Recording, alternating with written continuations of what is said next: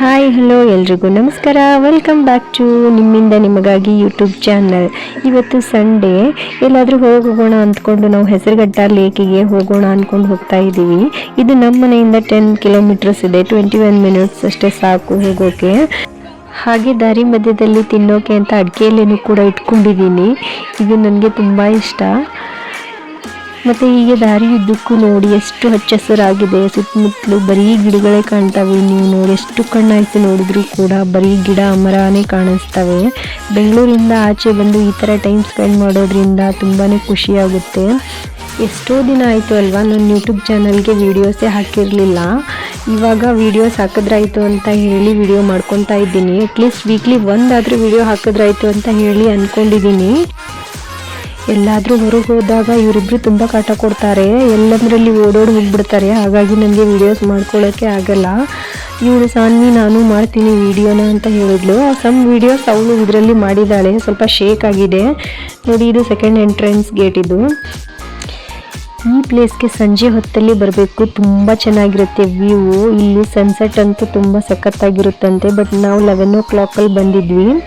ಈ ಕೆರೆ ಬಂದ್ಬಿಟ್ಟು 1894ನಲ್ಲಿ ನಿರ್ಮಾಣ ಆಗಿದ್ದು. ಈ ಕೆರೆಗೆ ಅರ್ಕಾವತಿ ನದಿಯಿಂದ ನೀರು ಹರ್ಕೊಂಡು ಬರುತ್ತಂತೆ. ಈ ಕೆರೆನ 1984 ಕಟ್ಟುವಾಗ ಕೂಲಿ ಕಾರ್ಮಿಕರಿಗೆ ಅಲ್ಲಿ ದುರ್ಗಾಂಬ ಸ್ಟ್ಯಾಚ್ಯೂ ಸಿಗುತ್ತಂತೆ.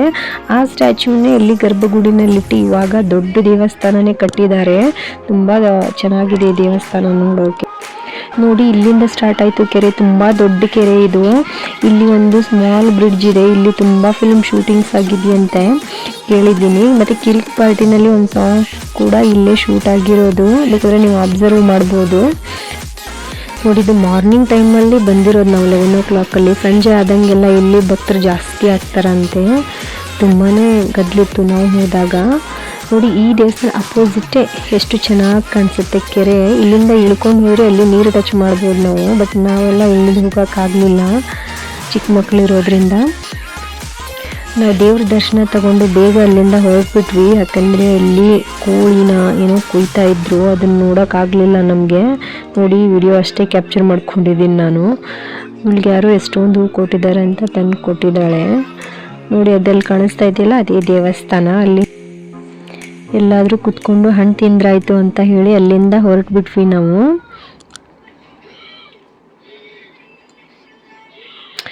ಹಣ್ಣು ಕಟ್ ಮಾಡಿ ಕೊಟ್ಟಿದ್ದೀನಿ. ಅದು ಡ್ರ್ಯಾಗನ್ ಫ್ರೂಟು. ತುಂಬಾ ಪಿಂಕ್ ಆಗಿರುತ್ತೆ. ಅದು ಡ್ರೆಸ್ಸಿಗೆ ಹತ್ತುತ್ತೆ. ವೈಟ್ ಕಲರ್ ಡ್ರೆಸ್ಸು ಅಂತ ಹೇಳಿ ಈ ಥರ ಬಗ್ಗಿ ಬಗ್ಗಿ ತಿಂತಾ ಇದ್ದಾಳೆ. ಬಿದ್ದರೆ ಕೆಳಗಡೆನೆ ಬೀಳುತ್ತೆ ಅಂತ.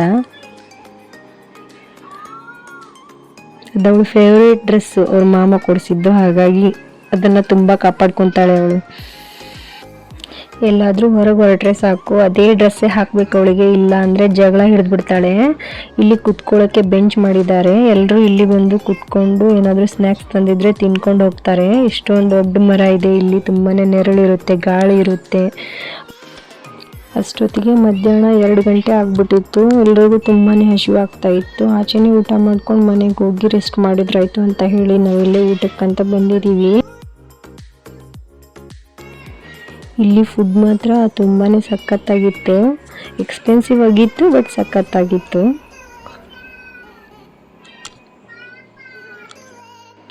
ನಾನು ಈ ವಿಡಿಯೋ ಜೊತೆಗೆ ರೆಸಿಪಿ ವಿಡಿಯೋನು ಶೇರ್ ಮಾಡಬೇಕು. ಮನೆಗೆ ಹೋಗಿ ಏನಾದರೂ ರೆಸಿಪಿ ಮಾಡಿ ಅಂತ ಹೇಳಿ ಅಂದ್ಕೊಂಡಿದ್ದೆ. ಬಟ್ ನನಗೆ ಸುಸ್ತಾಗಿದ್ದರಿಂದ ಆಚೆನೇ ತಿನ್ಕೊಂಡು ಹೋದ್ರಾಯ್ತು ಅಂತ ಡಿಸೈಡ್ ಮಾಡ್ಕೊಂಡ್ವಿ. ಎಷ್ಟು ಚೆನ್ನಾಗಿ ಮಾಡಿದ್ದಾರೆ ಇದನ್ನು ನೋಡಿ. ಎಷ್ಟು ಚಿಕ್ಕ ಚಿಕ್ಕ ಹಟ್ಗಳನ್ನು ಮಾಡಿದ್ದಾರೆ. ಅದರಲ್ಲಿ ಕುತ್ಕೊಂಡು ಊಟ ಮಾಡೋದು. ಇದಕ್ಕೆ ಫಸ್ಟ್ ಟೈಮ್ ಬಂದಿರೋದು ನಾನು. ತುಂಬಾ ಇಷ್ಟ ಆಯಿತು ಮಾತ್ರ ಈ ಪ್ಲೇಸ್. ನನಗೆ ಇನ್ನೊಂದು ಸರಿ ವಿಸಿಟ್ ಮಾಡಬೇಕು ಅಂತ ಅನ್ನಿಸ್ತು. ಈ ವಿಡಿಯೋನ ಸಾನ್ವಿ ಕ್ಯಾಪ್ಚರ್ ಮಾಡಿದ್ದಾಳೆ. ಹಾಗಾಗಿ ತುಂಬಾ ಶೇಕ್ ಆಗಿದೆ ವಿಡಿಯೋ. ನೋಡಿ ಚಿಕ್ಕ ಚಿಕ್ಕ ಹಟ್ಗಳಲ್ಲಿ ಕುತ್ಕೊಂಡು ಊಟ ಮಾಡೋದು. ಇದು ತುಂಬಾ ಇಷ್ಟ ಆಯಿತು ನನಗೆ. ಇಲ್ಲಿ ಊಟ ಮುಗಿಸ್ಕೊಂಡು ಸ್ವಲ್ಪ ಹೊತ್ತು ಟೈಮ್ ಸ್ಪೆಂಡ್ ಮಾಡಿ ಇಲ್ಲಿಂದ ಮನೆಗೆ ಹೊರಟ್ಬಿಟ್ವಿ ನಾವು. ಓಕೆ ಫ್ರೆಂಡ್ಸ್, ಮತ್ತೊಂದು ವಿಡಿಯೋದಲ್ಲಿ ಮತ್ತೆ ಸಿಗ್ತೀನಿ. Thanks for watching.